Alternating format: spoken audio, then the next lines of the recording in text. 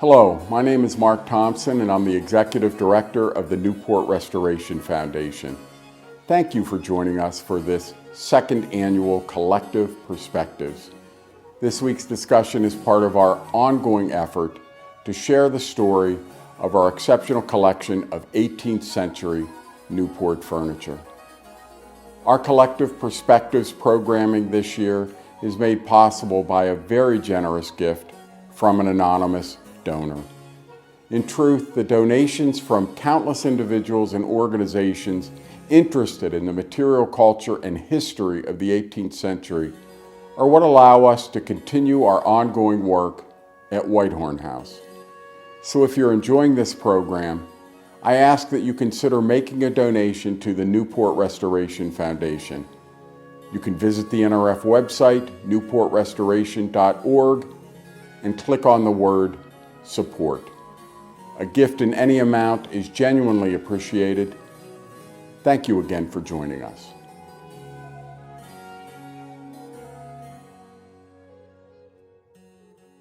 Good evening and welcome to the Newport Restoration Foundation's second annual Collective Perspectives, a series of discussions about topics related to the work and collections of the Whitehorn House Museum. This year, we're attempting to understand America's cyclical fascination with the material culture and personalities of 18th century British America. Perhaps another way to say that is, what is the significance of and why do Americans continually return to colonial revivals? I'm Eric Greenberg, Director of Museums for NRF, and it's my great pleasure to host and moderate these sessions. And we've been at this all month. And every session has been a great pleasure. And tonight, I'm sure, will be no different. All right. So let's begin our program in earnest. Over the past 3 weeks, we've held discussions with some really smart, wonderful people, all of whom have had some connection to the study and/or appreciation of the relationship between material culture of the past and the revival or celebration of some aspect of that past. Tonight is a little different in that I focus on the work of those of us who interpret the past in a way that I think is oftentimes more direct with the public, certainly through museums and public history sites. As with last year's sessions, for the final session, I return to speak with some of the brilliant women who interpret Newport's past to a large and diverse public. But unlike last year, I've brought a new voice to the table whose interpretive work takes place directly with the public on an almost daily basis. Now, in my preparatory discussions for tonight, I think Ruth suggested that we rename this panel from Revivals in Practice to Beyond the Colonial Revival, since our work offers perhaps a less celebratory and perhaps a more critical assessment of the past. Whatever its name, though, I'm really thrilled to host tonight's panel and to learn from the collective wisdom of tonight's guests. So let me introduce them to you. Ruth Taylor is a nonprofit and educational leader with over 30 years of experience. Currently, she's the executive director of the Newport Historical Society, a position that I believe you've held for 14 years, yes? Coming on 15. Coming on 15. Under her leadership, NHS has more than doubled its operating budget. It's established a highly successful living history program, while also supporting really important scholarship through their archives, fellowships, and grant programs. She holds a BA in anthropology from the University of Massachusetts Amherst and a Master of Science in Museum Leadership from the Bank Street School. Prior to her post at NHS, Ruth worked in a number of leadership positions, including a stint as president of Newport's International Yacht Restoration School, what we call IRIS here on Aquidneck Island. And before that, Ruth got her start in museums working for what was then the High Collection and what we now know as the National Museum of the American Indian. To my mind, Ruth is one of the most consequential figures on Newport's public history landscape, and it is always a pleasure. Don't be dubious, it's true. A pleasure to talk with her and to learn from her. Welcome, Ruth. Thank you. And Reginald Richard is an actor working in the Washington, D.C. area with more than a decade of professional experience. He received his theatrical training at the National Conservatory of Dramatic Arts, where he also serves now as a member of the faculty. His credits include performances across the D.C. area, including the Ally Theater Company, the Studio Theater, and perhaps D.C.'s most renowned repertory theater, the Arena Stage. Of greatest importance for tonight's discussion Mr. Richard has spent the past few years at George Washington's Mount Vernon estate, where he interprets the role of Frank Lee, an enslaved man who was at one time the head butler at Mount Vernon. I first became aware of Mr. Richard when I came across his 2019 opinion piece in the Washington Post entitled "A Day in the Life of a Reenactor for the Enslaved People Mount Vernon Tour," a piece that shares with us some of the frustrations of interacting with a segment of the American public that has in some sense caricatured the history of slavery and the lived experience of enslaved peoples. And what I found most surprising and salutary about that piece was Reggie's unbelievable patience with his disruptive and dismissive audience. And above all, his call to visitors to not allow their enchantment with the Mount Vernon site to distract from the historical reality of enslavement. Since reading that article, Reggie and I have had a few conversations about his work, and I have found him to be a thoughtful historical interpreter, deeply committed to research and education, and I'm delighted to welcome him to our panel tonight. Welcome, Reggie. And last but certainly not least, Gina Tangora is NRF's Visitor Experience and Interpretation Manager. Gina played a pivotal role in the reopening of the Whitehorn House Museum, and her introduction has disappeared from there. And recently, she's played a really central role in our digital initiatives, including a brand new app that at the Whitehorn House Museum and at Rough Point, and some really wonderful video pieces, including the piece I just showed you about the colonial revival. She holds an MPhil from Cambridge University in England and a master's in library science from the University of Illinois at Champaign-Urbana. It is my pleasure to work with Gina on a daily basis and to learn from her, and above all tonight, to welcome her to this panel. Welcome, Gina.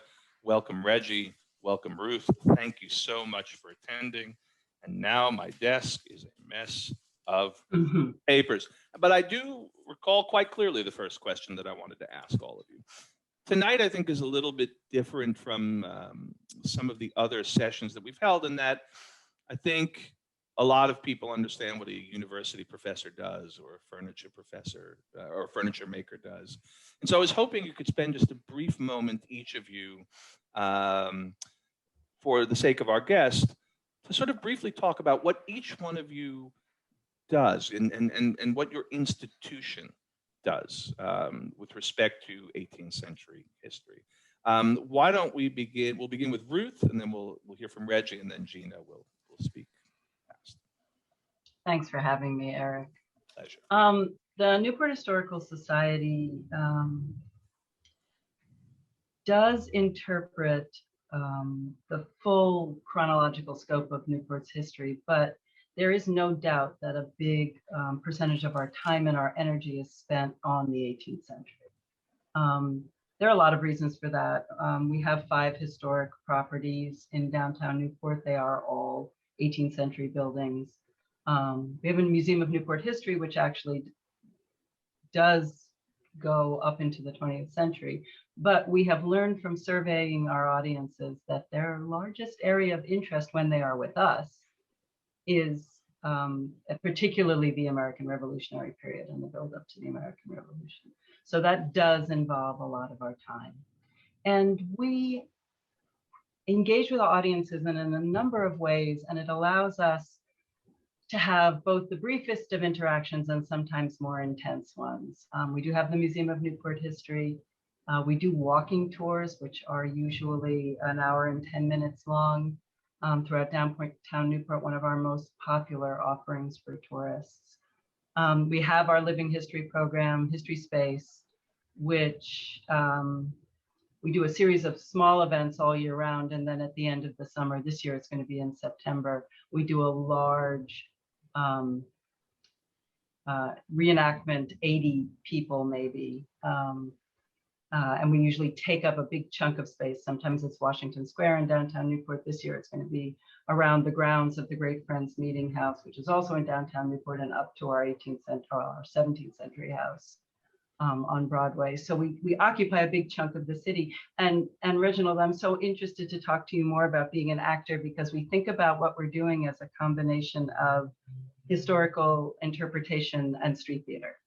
And that's what makes it engaging for people. And to some degree, as in your situation, tourists walking around Newport do not expect to encounter a group of men in 18th century garb beating each other up. And that moment can become a real teachable moment for us. So we do that. We also have what we call Civic Conversations, and we're taking a bit of a hiatus from them right now. But these are groups of 40 or 50 people where we ask some questions about what's happening now and how and historical perspective can help shine some light on a current issue. And we did them all through the pandemic year remotely like this. And it revealed some interesting things for right now. Most notably, a question that arose again and again was, how did we get to the point where so many folks in America think that American liberty means they get to do whatever they want? Right. How did we get there? This came up over the course of the year often, with some participants expressing that as a point of view and others saying, not what the founding fathers had in mind exactly. Right, right. So that's enough. It's a multifaceted organization with a lot of different segments of audience. Yeah, and those talks were wonderful. I loved being part of them. I look forward to when you return to them. Pick them up again when we can bear it. Yes, they are challenging, that's for sure. Reginald, why don't you tell us a little bit about your work, about George Washington's Mount Vernon estate in general, and about your work there? Well, as a character interpreter, well, hello and good evening, everyone. My name is Reginald Richard, and I have been with George Washington's Mount Vernon for about 2.5 years now. It has been an interesting experience for me. I tell people that it's unlike any regular 9-to-5 position. I tell people that it's more of an emotional investment because I get to learn about my ancestors and the experience in which they had. They did not have a voice. You know, I feel honored to be able to, as an actor, to give a voice to one of 317 that did not have a voice to speak out about the many trials and tribulations that they went through in the 18th century under the supervision of someone that was one of our founding fathers. I tell people my job isn't to discredit George Washington or to take away from the Washington experience that we so want them to have when they arrive along the property, but I am there to enlighten them on a part of history that once was. There is nothing that we can do about that time, but there's something we can do about today. The social climate is very thick and heavy for many reasons, and we all have a right to agree to disagree on things, but this should not be a hindrance in getting to know someone like myself, because you just might find that we could become good friends, and if we don't, and we agree to disagree on something such as race, for example, it should not immediately be thought you're racist on either end. We are just unique human beings that are talented and our lives are invaluable, but I talk to them about comfortably uncomfortable subject matters relating to racism and to slavery, such as families being separated, for example. These are things that a lot of people were not aware of. You know, that individuals once upon a time were set in different quarters. They were separated for 6, sometimes 7 days. You know, sometimes they were not be able to see their families at all. Frankly, was an individual who, you know, hardly ever saw his family. He worked 7 days a week because he was part of a small percentage that was known as mulatto or mixed race, biracial. And they spent most of their days and their nights and part of their nights over within that mansion, attending to the needs of the Washington family and the many guests that came and went. Frankly, I would imagine he had a very omnipresent presence, meaning that he was there, but he was not considered as being a threat or being some of harm, you know. But I'm pretty sure he knew of a lot of the realities that took place, that were going to happen and later took place, such as him being separated from his family, you know, which is one of the many realities that a lot of people faced when George Washington passed away, and later Martha. You know, he was part of the 123 in which George Washington owned. And she had 153, and unfortunately, she had no control over their fate. So he lost his wife and his 3 children. They were separated and sent to 2 different plantations, Woodlawn and Arlington House. Frank Lee was a man of many responsibilities. This man, the psyche of someone of this nature, in this time, it's interesting to me because Frank Lee did all of these tasks. He took care of the family, he took care of the dogs. This man separated guests according to their status in the Central Passage. This man, he painted, he had to garden, not by choice. These were things that were told to him that he was to do when the Washington family were on travel. They didn't need a head butler. So a lot of times he had to go outside, and he faced colorism issues as well. Because he was mulatto, you had a lot of individuals outside of that mansion that looked at him that were of darker skin, and all they thought in their mind was, you think that you're better than us, because he had certain physical features that the good Lord gave him.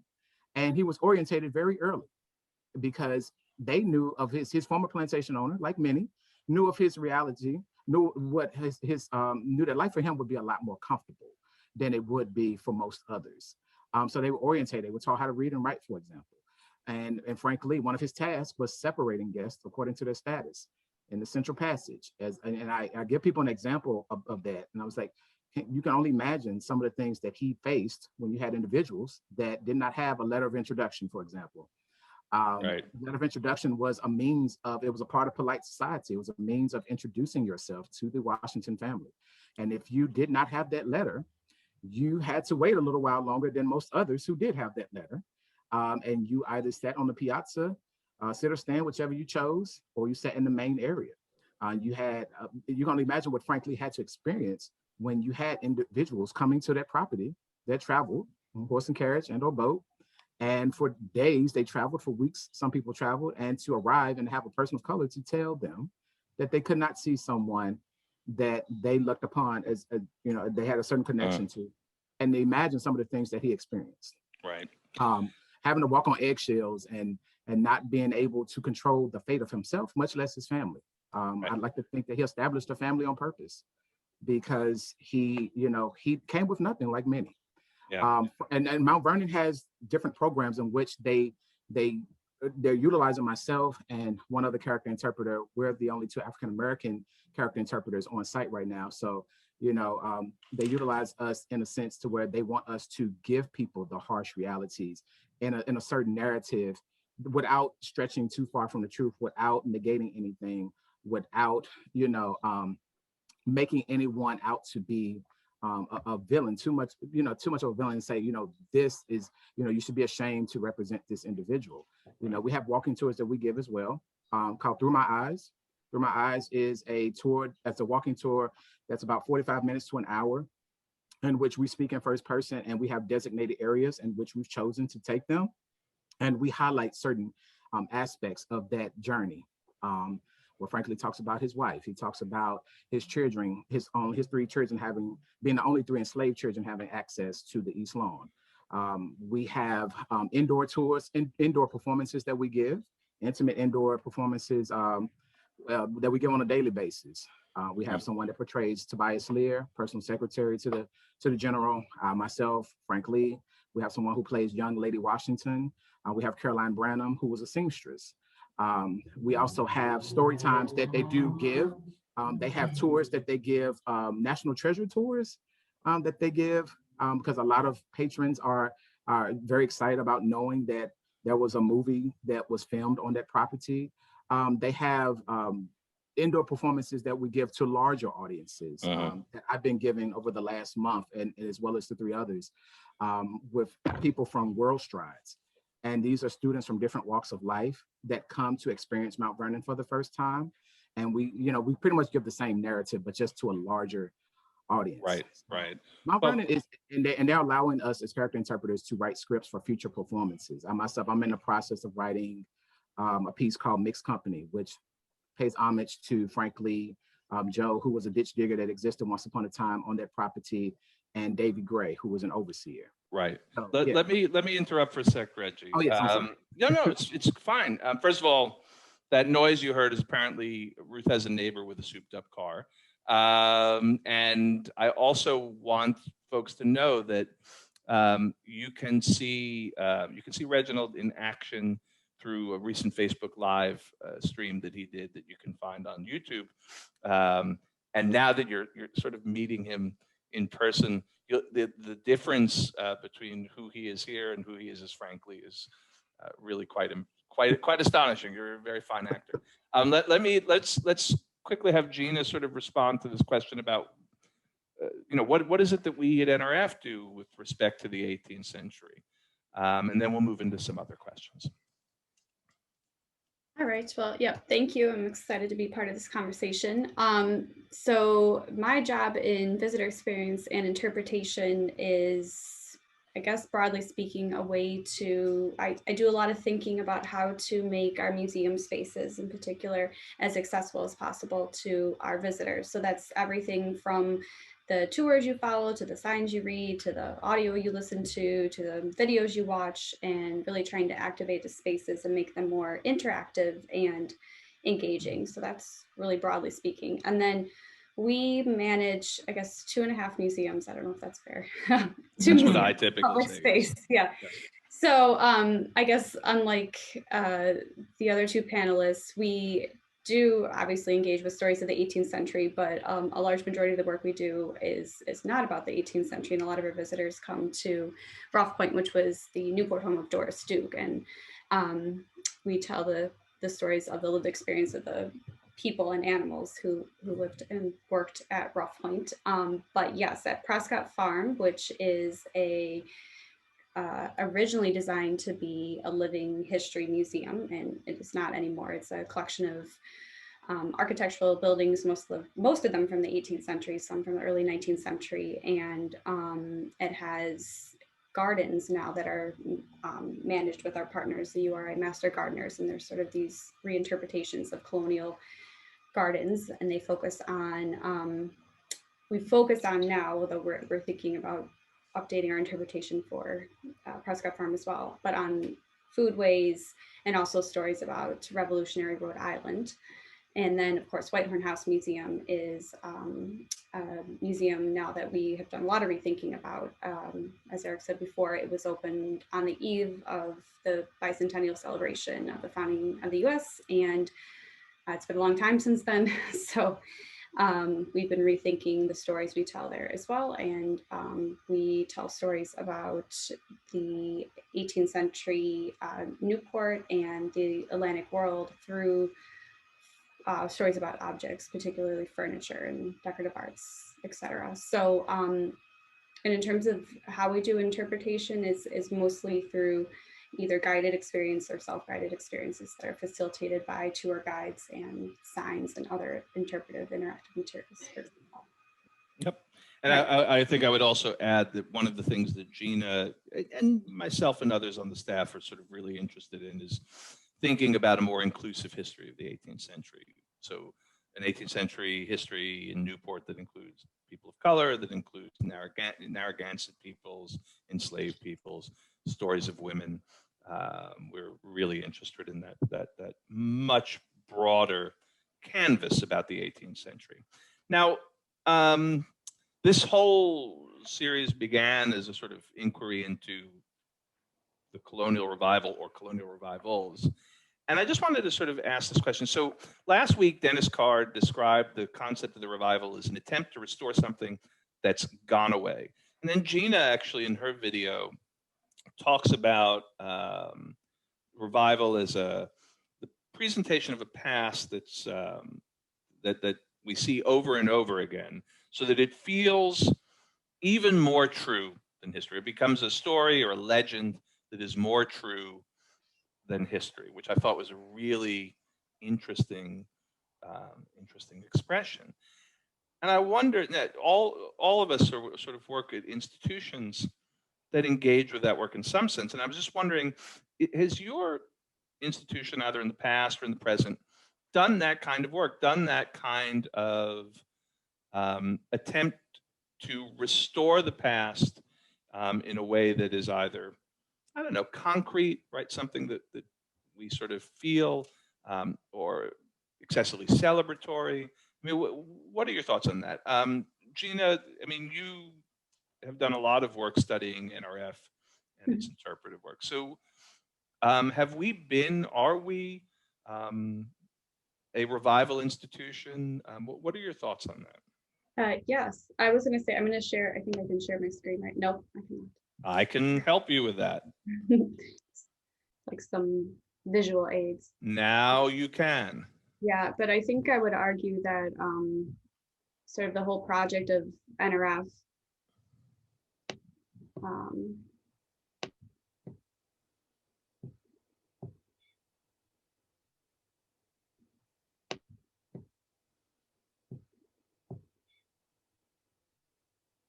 there we go. I think is a colonial revival, and I think we work with it in really conscious ways today. But if you look at, what was happening with the establishment of the Newport Restoration Foundation, which was created to help save and revive colonial architecture and culture and design, and all the way to Prescott Farm, which was actually designed to be a living history museum. And so it's reviving craft and labor. And then we also participated at both Prescott Farm and Whitehorn House Museum and with living history programs and reenactments. So you're reviving characters, mannerisms, food, etc. So and at Whitehorn, of course, too, we also I think it's interesting that when the museum was established, Doris Duke and the NRF were collecting exceptional pieces of 18th century American decorative arts and furniture, but then there also was an inclusion of colonial revival pieces and ceramics and furniture, and the wallpaper choices were all revival. So I'm just going to show you a couple pictures of what Whitehorn House looked like when it first, these are not great quality, I apologize for that, right around 1974 before they opened. So this is what the kitchen used to look like. And then this was the dining room and upstairs chamber. And then this is a contrast to, we have the dining room on the left around 1974, and then today in a gallery where we talk about Newport craftspeople. So it's quite a difference there. But we have a gallery called the Colonial Revival Gallery. So we're being very conscious about talking about colonial revivals and how it relates to the collections in the museum, and how we think about, like Eric said, the construction of the past and the stories we tell today, and why the objects are the way they are, and what that can tell us about how people were thinking about these American decorative arts in the 1970s and how we're thinking about them today. So it's got all these different layers. So this room in particular has a mixture of, some furniture is from the 19th and 20th centuries and revival pieces. Some pieces are very old and are actually from the colonial period. And then there's a mixture of other things, like the quilt on the bed, for example, is not authentic to the colonial period. And then even when you walk in the front door of Whitehorn, on the left, we are sort of cheekily greeted by this Toby jug, which is, again, a revival piece. And then on the right, there are some examples of ceramics that were made to look like they're from the 18th century, but they're really not. So yeah, and some revival wallpaper.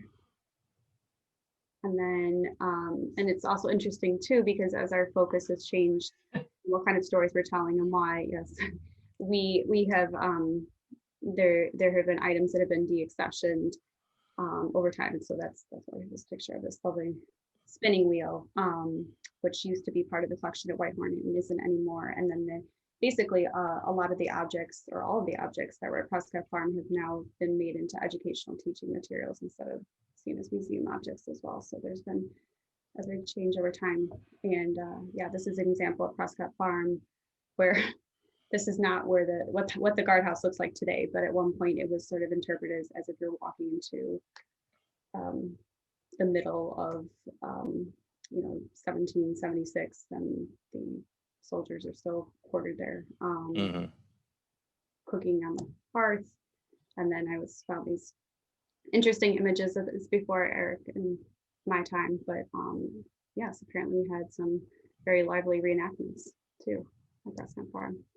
I also think it's interesting that this is an article from 1974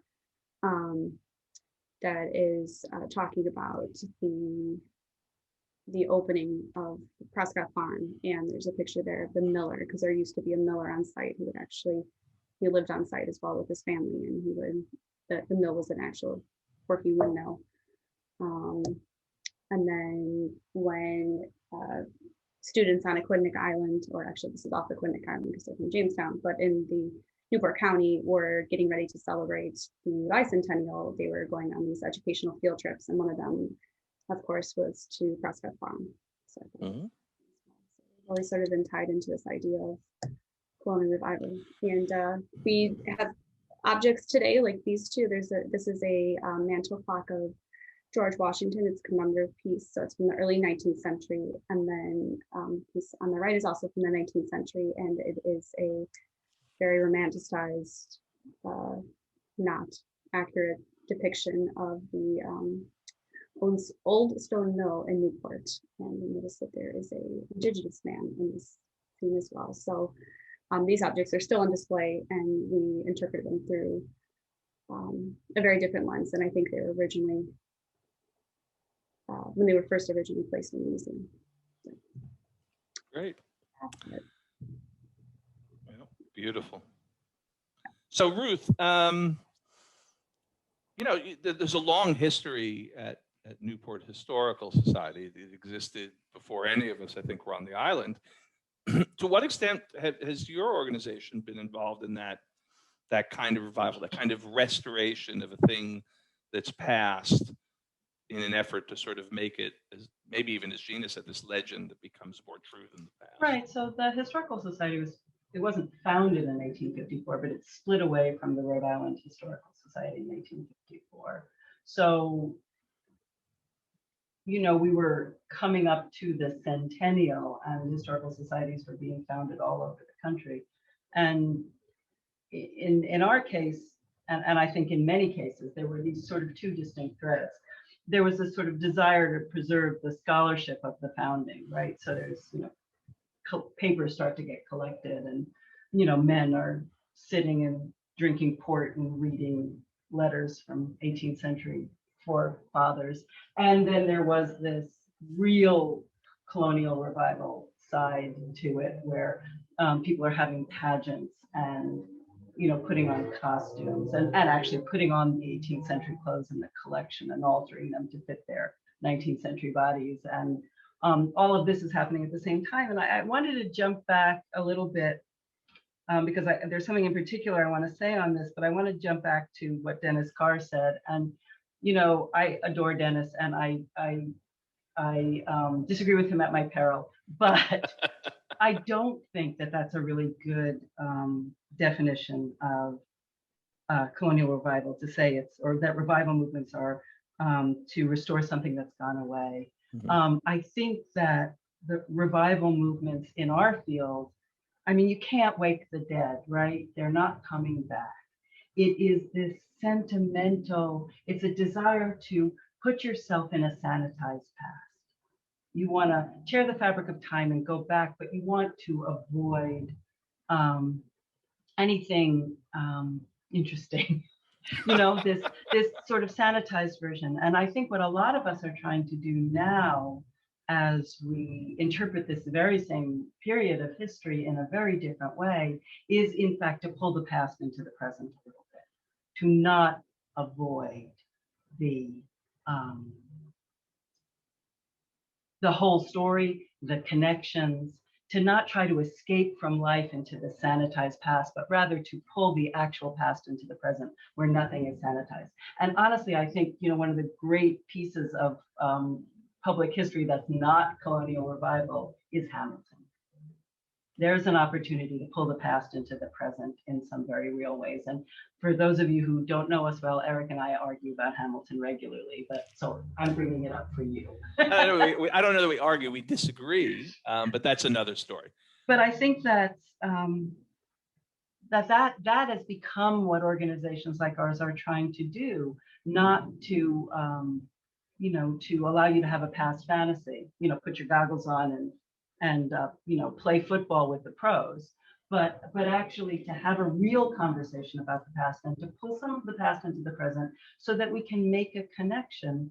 If you ask yourself why you want to study, particularly the 18th century, since we're talking about it, the founding period of America, why do you want to study it? If your answer is because you just want to feel good about yourself, you're probably not doing it right? Mm-hmm. It has to be because it's going to teach you something that's useful for today. And that is certainly not what the original colonial revival movement was trying to do. Sure. Yeah. I mean, I'm sorry. Go ahead, Ruth. No, go ahead. Go ahead. Well, no, you've actually put this really interesting dichotomy, right, between what Dennis said, true or not. Dennis is so kind. I'll let you and Dennis fight it out at some other point. And and your comment. So and that brings me to Reginald, which is, to what extent do you find, like at Mount Vernon, do these two things exist, right? The effort to sort of tell the legend, to feel good about oneself, and to do what Ruth talked about, sort of to pull the past into the present. How do you experience that at Mount Vernon? I'm curious if you have any thoughts about that. Well, I always instill, the question I always propose to individuals that visit Mount Vernon is, how do we make sure that this part of the experience in American history does not happen again? How do we make sure that it does not recycle into our future? And it starts by making a change. It starts by coming in with an open mind and being able to receive that information. It starts by coming in to the intimate experiences that they have with myself as a character interpreter, and being able to realize that this was harsh, this was uncomfortable. A lot of the things that we address, have manifested themselves into today's society for various reasons. I think Mount Vernon, strives hard to get people to understand that things, were the way things were laid out in a particular manner for various reasons. That some we can explain, some we cannot. This is just how things were. But, there's a beauty that comes from all of these harsh realities, aside from the atmosphere itself. And telling the story as Frank Lee is talking about the enslaved, talking about the experiences that they had, the beauty that I find in that as an actor, and I'm sure Frank Lee found, is like they pushed through all of those things. Mm-hmm. and they used their faith, I'm sure, to get them through those trials and tribulations that they experienced. And so for that reason, I tell people, as you walk along the property, don't feel depressed and don't feel upset. Your feelings are your feelings, and they are to be valued and understood. But know that at the end, when the smoke cleared at the end of the day, that these individuals, contributed to this. Mm-hmm. And, for Frank Lee, for example, wearing the garb that he wore inside that mansion, it had two different meanings: the coat of arms, the two colors that decorated his uniform, for example. On one end, for him, I'm sure being in that prestigious position and gave him a sense of pride. And it gave him an understanding, I'm sure, in his own interpretation, that better days were to come for his children and his children's children, but on the other hand, these colors also disrespected him.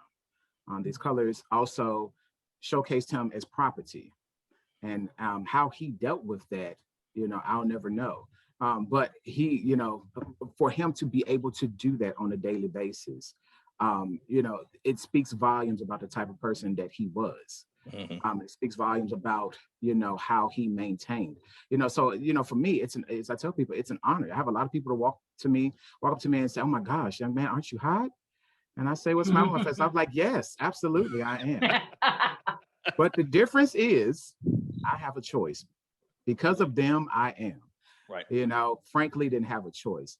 Lucy, Caroline Branham, Hercules, all of these wonderful people that once existed, they did not have a choice. At 3:30, 4 o'clock, I can hang up their uniform, I can hang up their garb and say, and Febreze it and say, "You know what? I'll see you all tomorrow." Right. But, and we've learned a very important thing, that Febreze is a critical element of the work at Mount Vernon. I think Ruth has a question for you. Ruth, you put your hand up? Yeah, I just wanted to say, um, obviously the work that you're doing of creating a voice for people whose voices have not been heard is one essential way that we can do that, right? Is that folks like you can interpret these characters and give voice, do the research, create the character and give the voice. But the actual voices of people of color in the past do exist in the historical record. And one of the things that we're discovering at NHS is that they really just haven't been looked for as deeply and as comprehensively as people have looked for the voices, for example, of the founding fathers, right? If I find a George Washington letter that says something new, that would be a very strange moment. But our archives are actually filled with the stories and the voices of Black people enslaved and free in colonial Newport.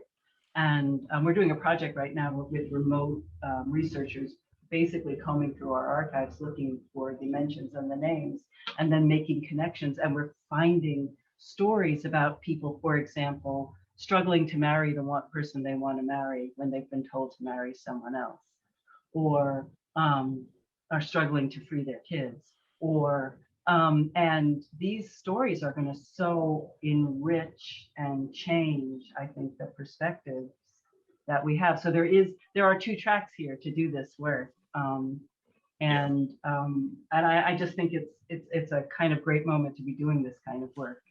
It's a rich moment.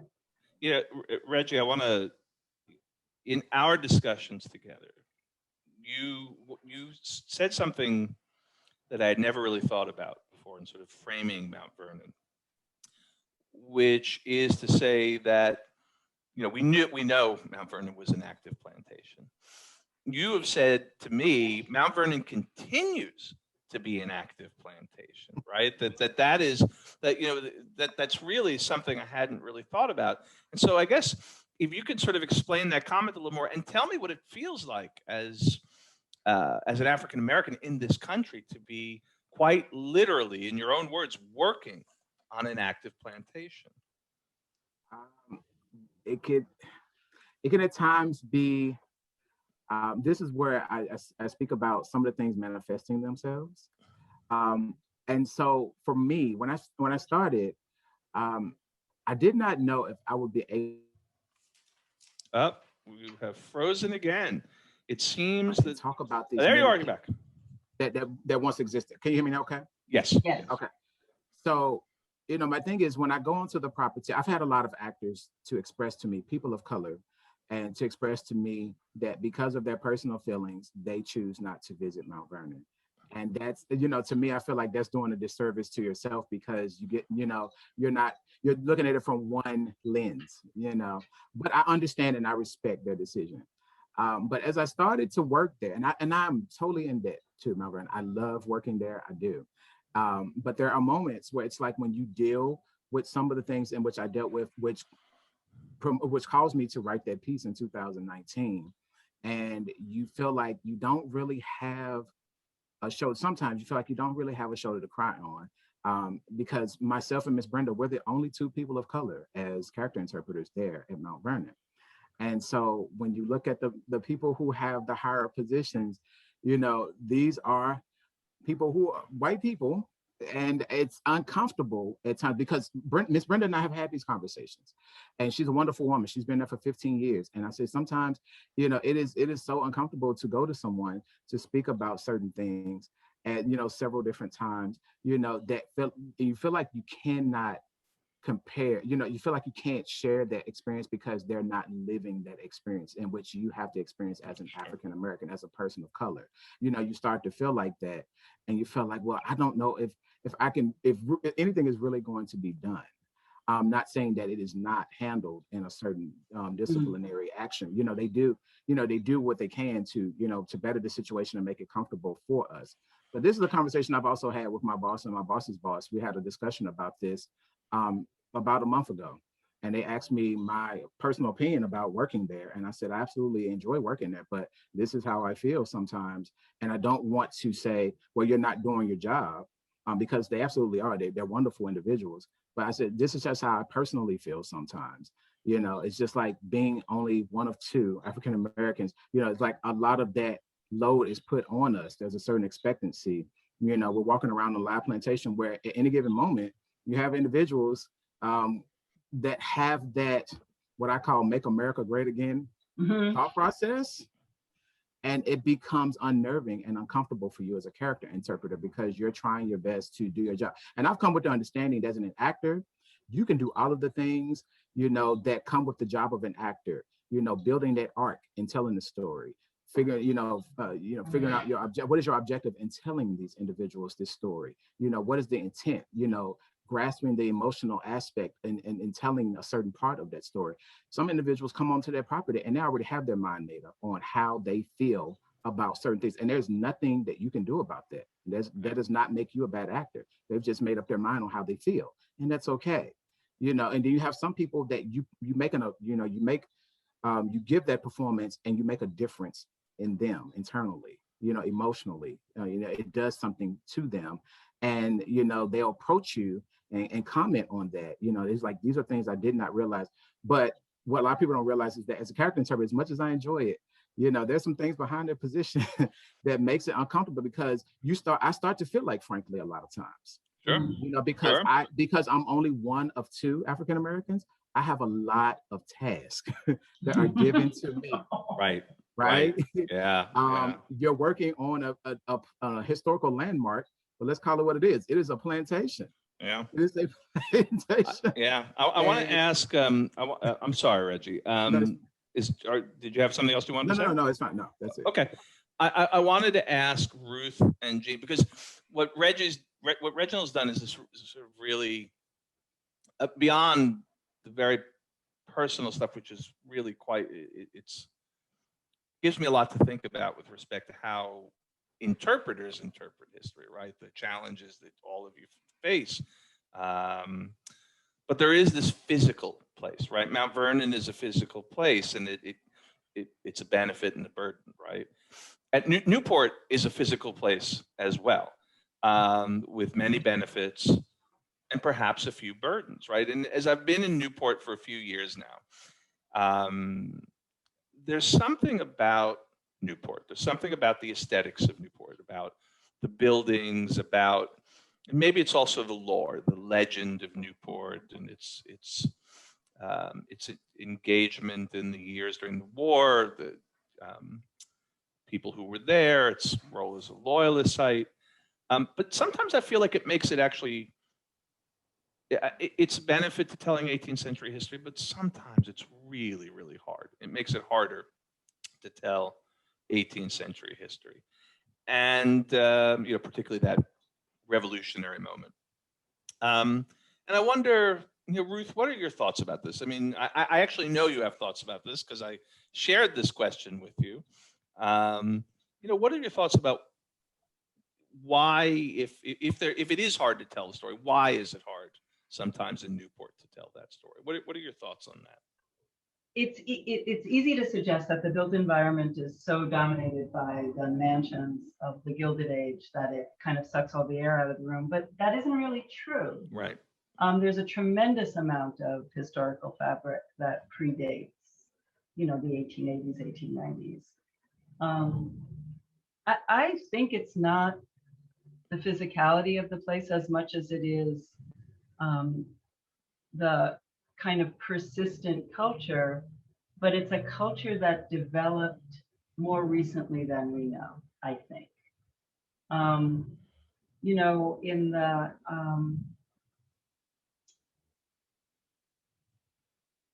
there's a degree to which Newport became a citywide country club for the very rich from New York. The whole city was a safe space. And in many ways, that sense of safety and in control over the environment carried on into the local politics and everyone's relationship with everything. And honestly, I see the persistence of those attitudes and that kind of those class distinctions today. And I think that makes some things hard. The notion that some kinds of conversations ought not to happen is not something that you would get everywhere, but it's still something that kicks around a little bit.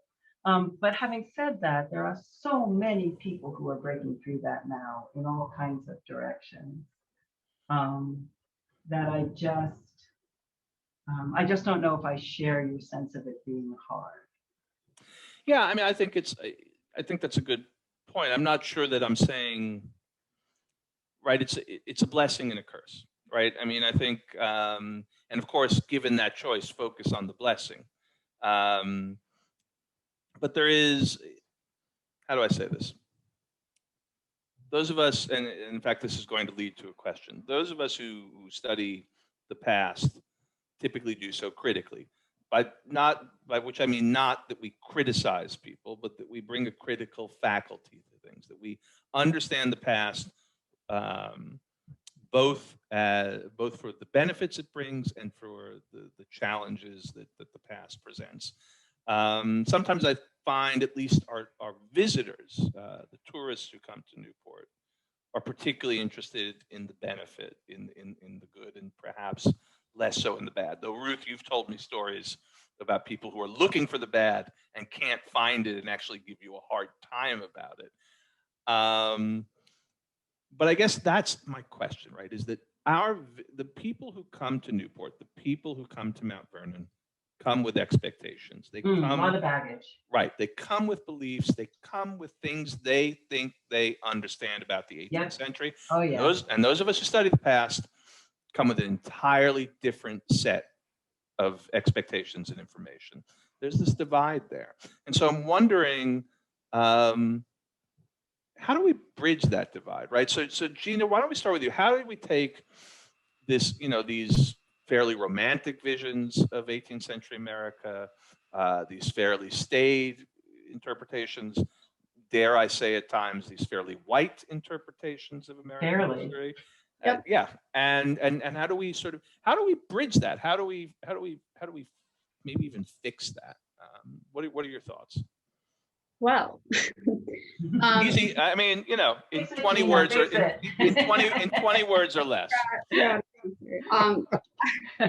guess what I was going to say is, it's really, I think we're really interested in this idea of expectations versus maybe the reality of the stories we're telling. I think we think a lot about our visitors. I'm not sure, Eric, about like the aesthetics of Newport influencing it as much as the fact that there are a lot of tourists and there's a lot of cultural tourists, and perhaps folks who are cultural tourists are maybe coming to our sites with a different set of expectations or different interests than maybe what we're presenting to them. But we do visitor evaluations and surveys looking at that kind of disconnect between expectations and reality, but we haven't looked at this particular question, which would be interesting, looking at 18th century Atlantic world and the stories we're telling, that we are trying to tell fuller, more complete, nuanced stories.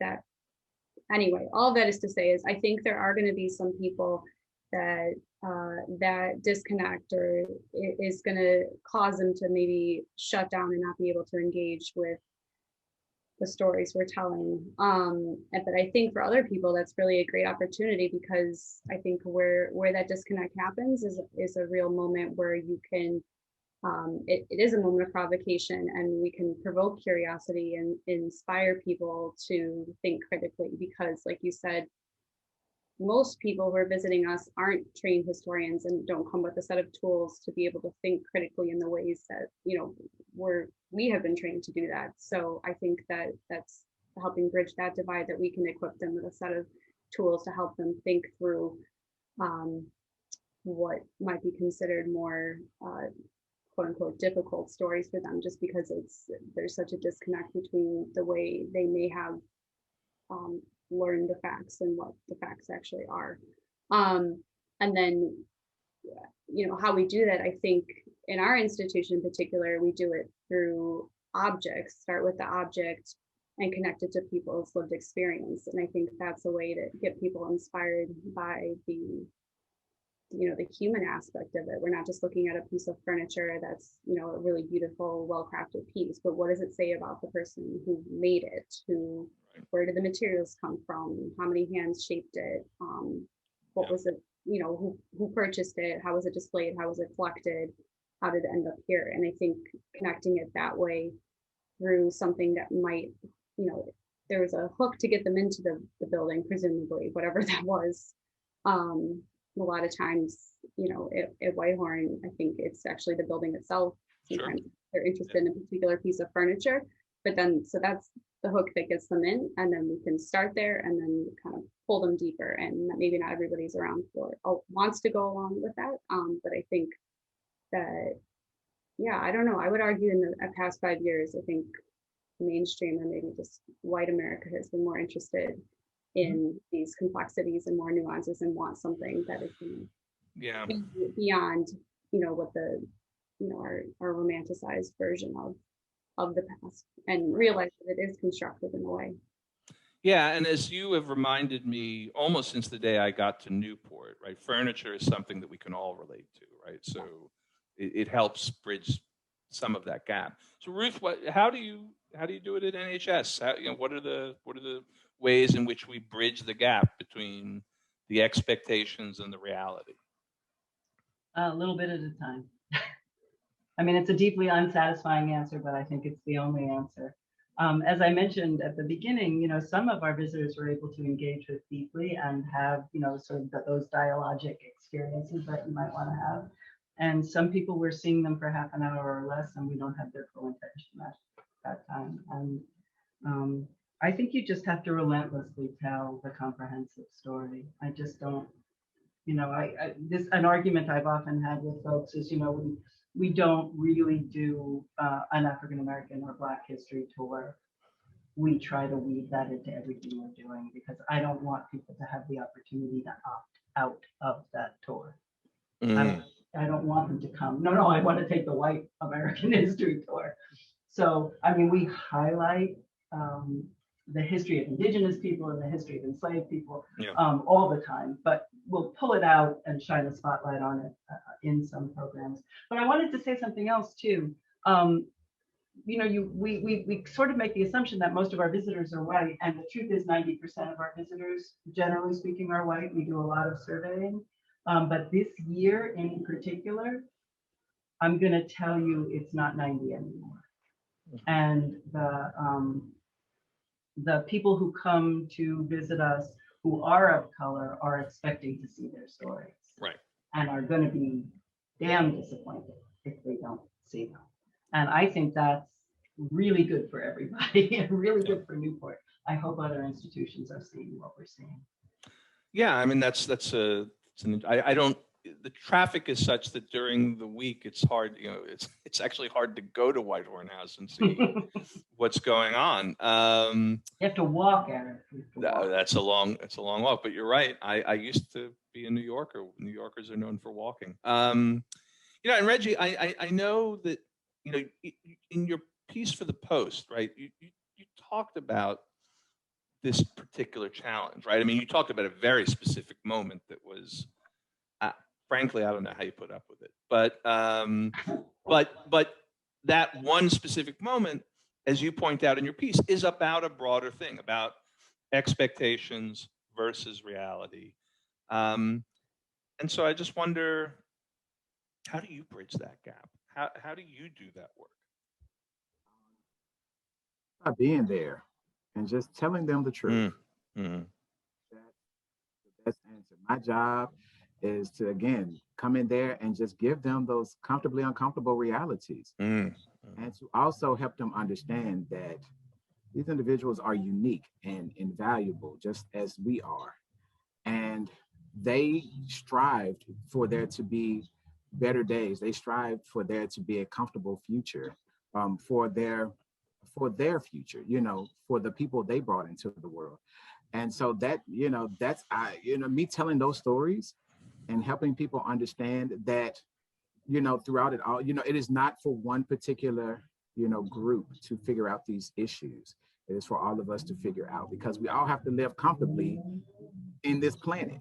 and on it, and can't live on Mars. We have to live here. So, until we figure that out, how we can come together and have those better days and live comfortably, as one, I think there will be a division. A lot of people think that racism is going to be an issue that's going to recycle forever and a day. But people like myself and people like Frank Lee and many others, they felt otherwise. So, I think the only way to just bridge that gap is just to continue to tell those stories and to honor these individuals. Right. I mean, it's very similar to what Ruth is saying, right? It's just chipping away at it. I mean, I love that idea of just showing up, right? I mean, that's really extraordinary. Relentlessly not letting people get away from it. But I also think, Reggie, you're telling stories about people who dreamed of a better life for their kids. And part of what we need to understand about those stories is America made it almost impossibly hard for those dreams to be achieved. They were in many cases, but it was profoundly and deeply hard. And I think that people need to understand that too, right, when they think about today. Right, absolutely. It's hard to believe, but this happens every night this month that I do this. I blink and it's after 8 o'clock in the evening already. There are a few of us who are typically in bed at this time, but yeah, myself as well. The old folks. Right, and I still have to drive home. But this time of night, we open up to Q&A, but it's also a time when people who aren't interested in Q&A frequently leave us. And so I just want to thank those of you who've been here tonight with us and who've been here with us perhaps for many programs. We really hope that you will visit us in Newport now or in the future. I encourage you to look at our YouTube channel to see more of this work. I'll be putting these videos up probably around September. Certainly you'll want to see Reggie's work on YouTube and see what is going on at Newport Historical Society through Ruth's work.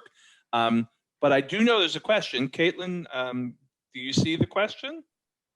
You are muted. I do. Now you are not. Now you are not. I almost forgot to unmute myself. Okay. Yes. So yes, we do have one question sitting in the Q&A from Gail, our friend Gail, and so Gail's wondering if any of you are familiar with Wallace Nutting's work, and if you have any thoughts on Nutting's work and the colonial revival movement. I believe he was a photographer amongst other things.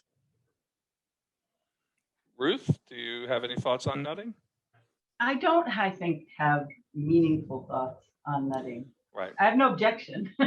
Well, when I was preparing a few years ago, back before, in the before time, when people gathered in places and we shared what we were doing at Whitehorn at Christie's for Americana Week, I spent a little time sort of interrogating this stuff. And, I think that, I think Nutting is part of this effort that we've seen in sort of other sessions to commodify the past, right? To make the past a good that you can buy and sell.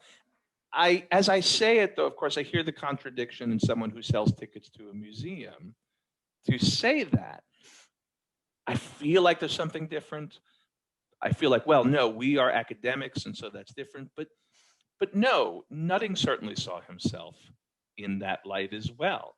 But you have craftspeople today who are replicating traditional techniques and selling those things, often for exorbitant prices.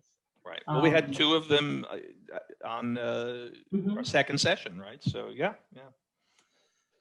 It's true. It's part of a process that perhaps that's the best way to say it, right? That Ruth sort of helped frame it.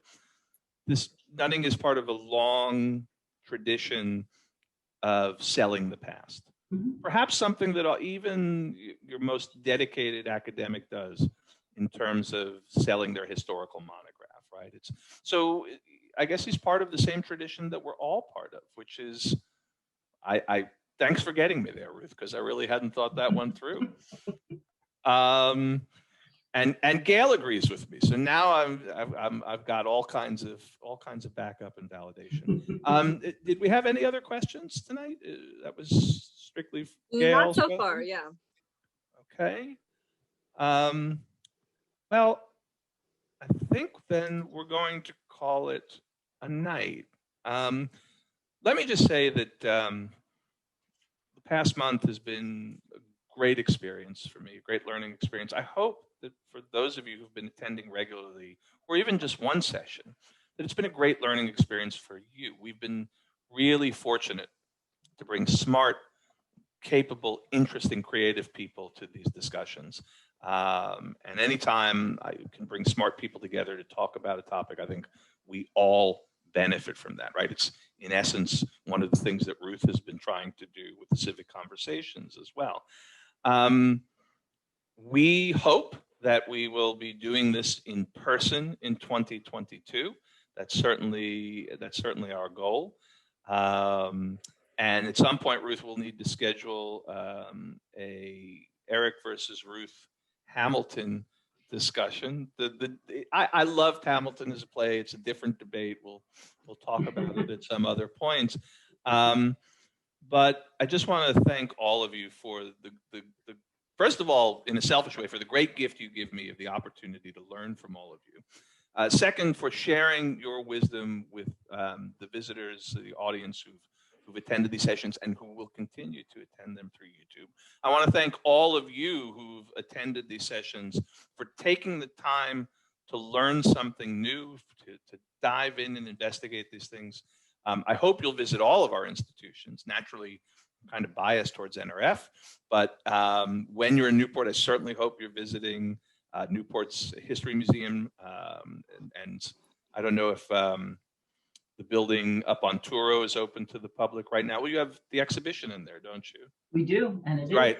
There is an exhibition that's part of a joint project with the Audrain Museum. I hope you'll visit. I certainly hope you'll visit Reginald Richard down at Mount Vernon and learn from him as well.